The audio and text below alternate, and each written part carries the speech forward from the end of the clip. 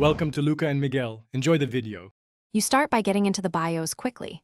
This is where Secure Boot lives. Once powered off, press F2 or delete repeatedly to enter BIOS.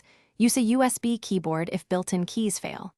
Make sure you know the admin password and take photos of current settings so you can revert.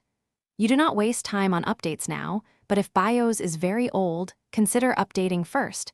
That reduces risks when toggling secure features. You next navigate the Advanced or Boot menu to find Secure Boot, sometimes under Security. Once there, change Secure Boot mode to Other OS or turn off Enforce Secure Boot. This allows unsigned keys and custom bootloaders. If you see options for enrolling or clearing platform keys, choose Clear or Disable Enrollment to prevent auto-reactivation. Make sure to move deliberately. Toggling TPM or platform keys affects disk encryption and Windows bootability. So note what you finish by saving with F10 and letting the system reboot. Verify it boots the OS or installer you intended. If it does not boot, immediately re-enter BIOS and restore your photograph settings or re-enable Secure Boot to return to a known good state.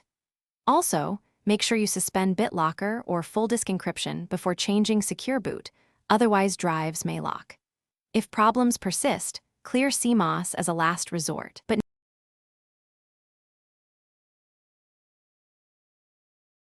Thanks for watching and please subscribe.